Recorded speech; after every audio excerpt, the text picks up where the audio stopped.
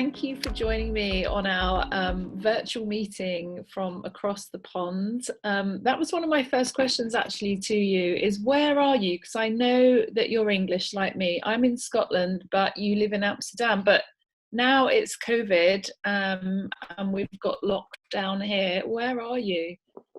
Yeah, I am in lockdown in Amsterdam. I was due to come home the weekend that we actually were going on lockdown, and I was going to do a talk on the Narcolepsy conference day, or back like 4 weeks ago. And then I think we went into lockdown just a week before you guys. But in that time, we have actually moved house. Luckily, we were still able to. But we've had to do it all on our own. My family was meant to come over and help us, but we did it on our own, which was okay. But yeah, I'm in lockdown with my boyfriend in Amsterdam. Yeah, what a time to do something big like that.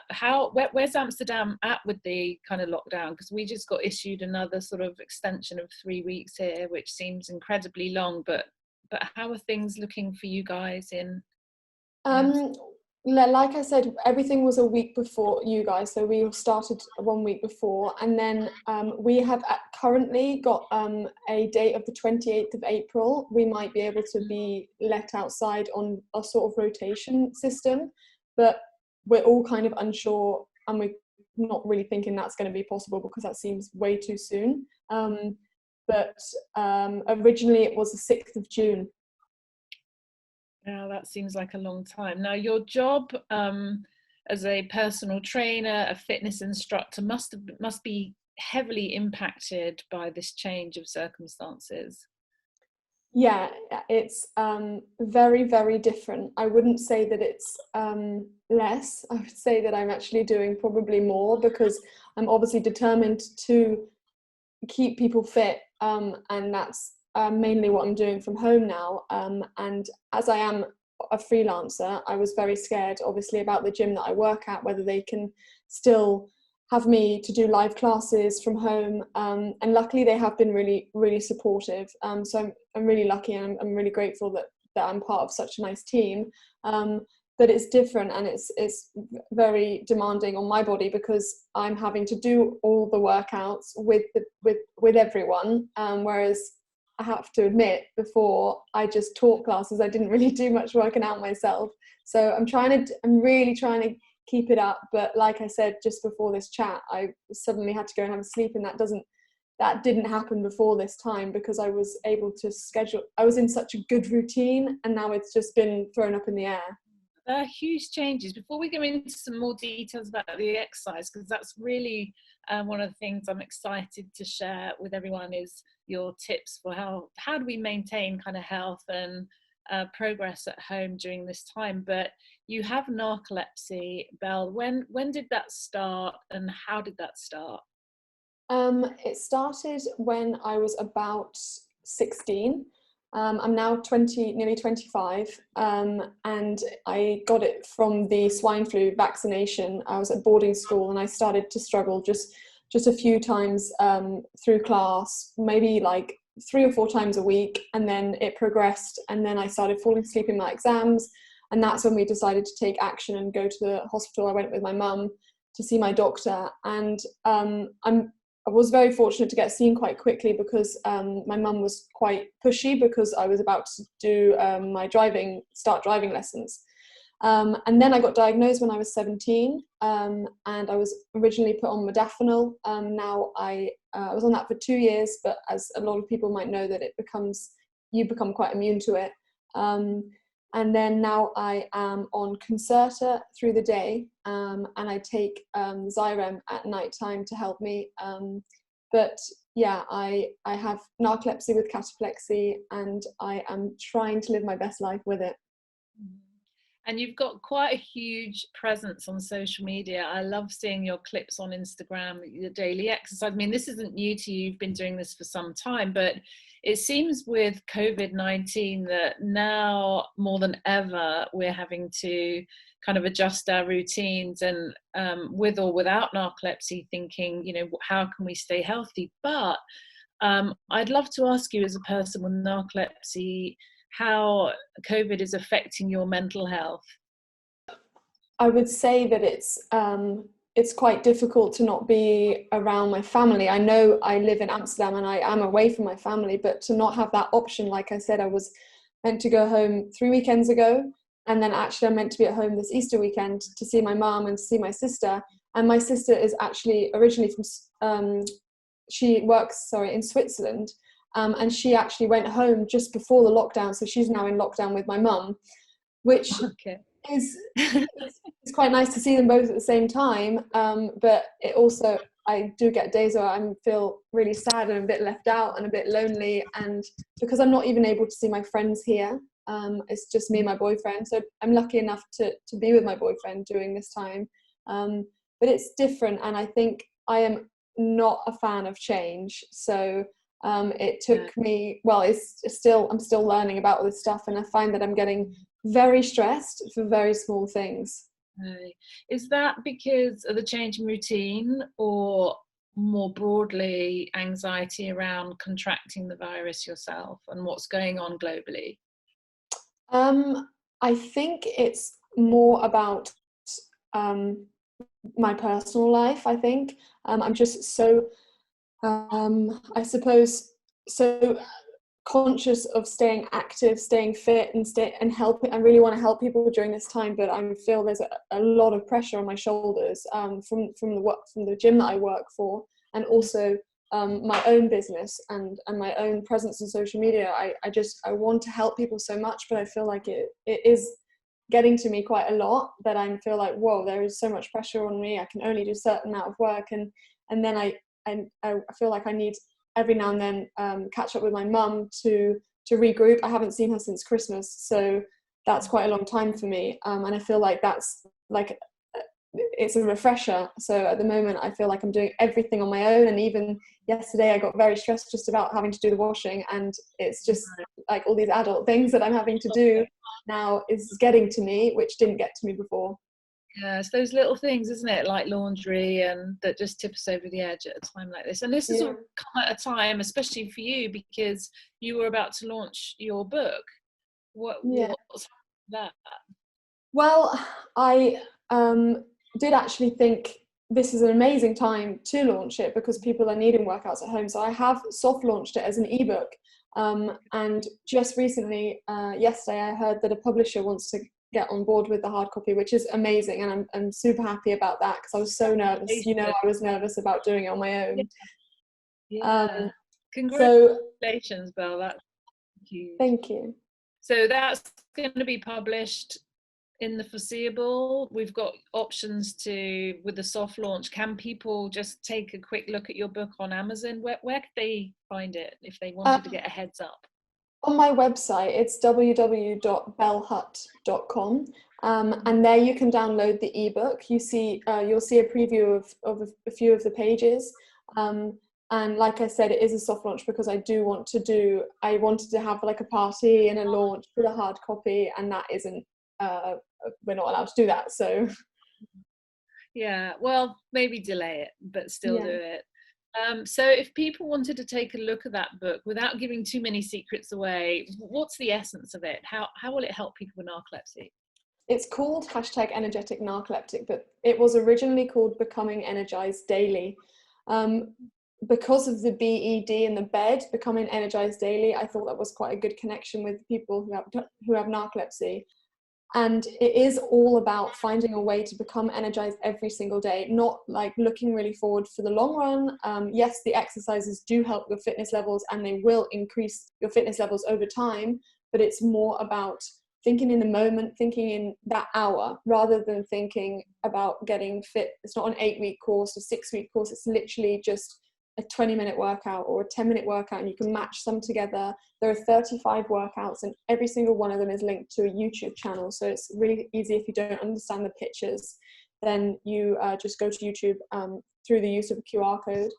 And then there's also my favorite recipes, and I've learned over time that a high protein diet is best for me with energy levels, whereas when I go for pizza or pasta, sometimes I treat myself, but I take the consequences because I feel extremely sleepy after halfway through a pizza. So I've put together my favorite breakfast, lunch, and dinners, and also some sweet snacks that I can't live without, some healthy sweet snacks. And there's also the first 10 or 11 pages is my story. So it's literally from the first day I fell asleep in an exam until where I am now and why I decided to take this path. It's so inspiring. I can't wait to read it and put it into practice in our home with Matilda. But were the exercises that you designed for this kind of in the moment energy related to your narcolepsy? Can you give us a bit more about that? Because so many exercise goals are for the long term, aren't they? Training for a marathon, training for various kind of weight goals and such. But I'm interested in your perspective here about doing exercise at home in that day for the moment. Yeah, a lot of them are they start off very steady, and I wanted to do it that way because I also don't want it to limit my market just to people with narcolepsy, because I also feel like a lot of conditions can be helped through exercise, but a lot of people shy away when they see, whoa, burpees start off with? No. So I wanted to start, like, sometimes I'm feeling sleepy, and if I don't want to take a nap, so most of the time I just accept it and take a nap, but if I'm feeling like, hang on, I've just taken a nap and I need to wake myself up, I need to kind of snap out of this, I literally will lie on the floor, maybe move my legs around, go into a downward dog, do like some very, very basic yoga moves, and then I feel like, hang on, yeah, I'm awake now, and so I can do a little bit more, or I can just get on with my day. And there are some workouts that are literally 4 exercises, super, super low impact, low intensity, and that is it. That is it for that workout. And it's for the day that you are feeling sleepy and you just need that small pick-me-up. You can do it in your work clothes, wherever you are. You don't need to be in trainers or sportswear. So that is kind of the route I went down. I mean, some of them are high intensity and high impact, but they all have levels. So at the top of every workout, there is a kettlebell, and there's maybe 1, 2, 3, 4, or 5, and 5 is the intense ones, and 1 is the low intensity ones. So with these exercises, now we're all kind of at home, we're isolated. Do they translate to being indoors, or do we need special equipment? How do we interpret your regime into now this isolated scenario that we find ourselves in? So I've never really been a fan of going to the gym. So yeah, the book is minimal equipment. I mean, there are some exercises that use ankle weights, but you can always do it without ankle weights. Resistance band, there's a few with a skipping rope and a few with dumbbells, and that is it. So there are 4 pieces of equipment, but like I said, it is not a necessity, and you can do all the workouts without those equipment, but you don't need like machines or anything.